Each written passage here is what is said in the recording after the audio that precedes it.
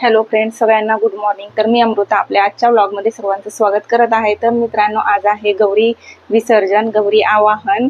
तर काल झाली होती गौरी पूजा आणि आज आहे गौरी विसर्जन. तर माझी तयारी चालू आहे गौरी विसर्जनाची. तर घरातली सगळी कामं आवरून स्वतः पण रेडी झाली मी साडी वगैरे घालून.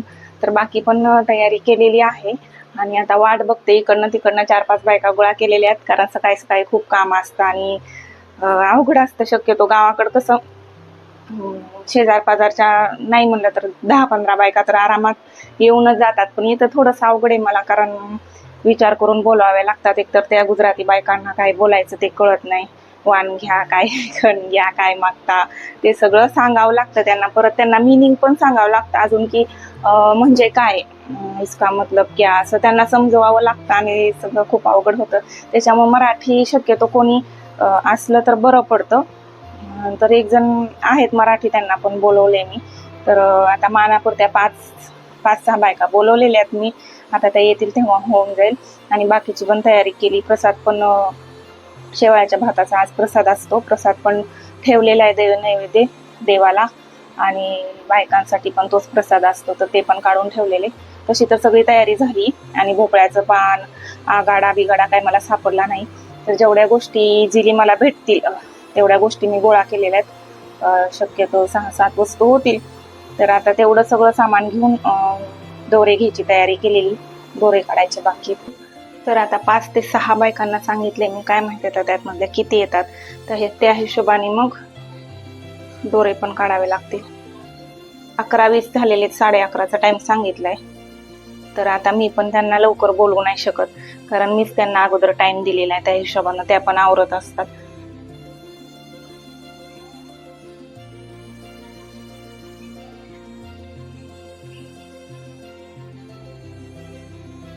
घरातली सगळी कामं आवरून, मुलांचं बघून, घरातली साफसफाई, पूजापाठ सगळं करून बायकांना मेकअप वगैरे करायला काय टाइम भेटतो मला हे समजत नाही. नेहमी माझा हाच डोक्यात विचार असतो की सणवार असतात, सणसूद असतात, तेव्हा घरात किती कामं असतं आणि कसं काय वेळ भेटतो सगळं करायला, एवढा मेकअप वगैरे करायला. काय मी नेहमी प्रयत्न करते, सगळे करतात, मग मी का नाही करू शकत.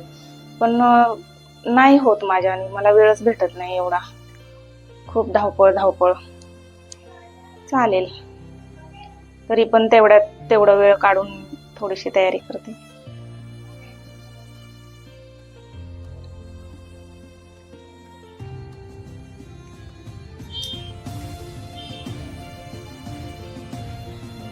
एवढ्या वस्तू मला तर एवढ्याच जमल्या बाबा. हराळी एवढी सापडली तेवढी घेऊन आली मी.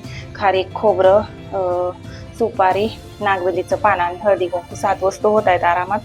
तर मी 7च जमा केल्या, कारण भोपळ्याचं पान, झेंडूची पानं ते सगळं कुठं शोधायला जाऊ ना. आणि नाही म्हणजे शोधलं पण असतं, जर कुठं बघितलं असतं तर इथं अवघड आहे सध्या, म्हणून सगळ्या गोष्टी जमा करत बसले नाही. जेवढ्या होईल तेवढं जमा केले आणि आता वाट बघते त्यांची.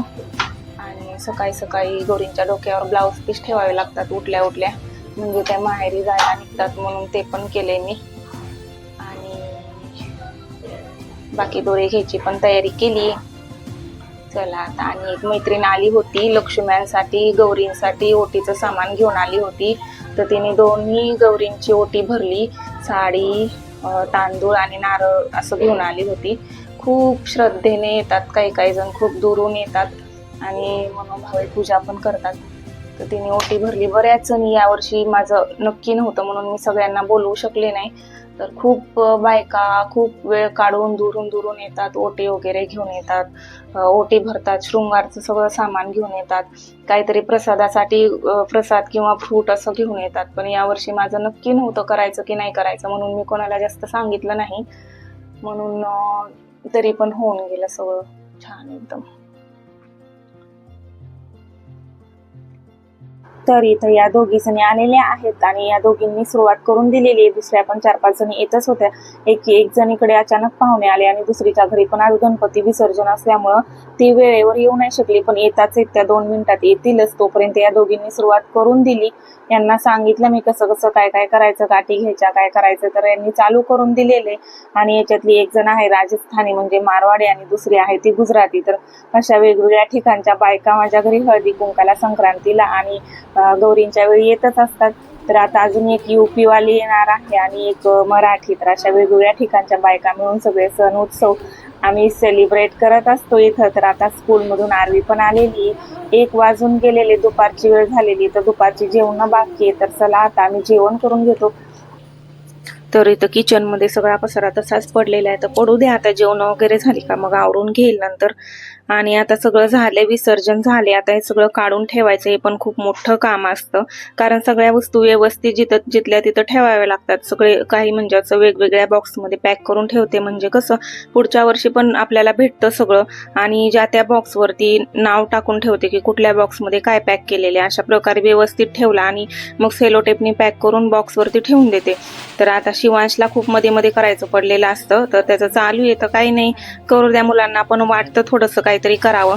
तर आता चालू आहे सगळं काही व्यवस्थित काढून एक एक ठेवायचं. 1 बाय 1 काढते सगळं. एकदम काढलं का मग काही समजत नाही कुठली वस्तू कुठं आहे आणि काय आहे सगळं.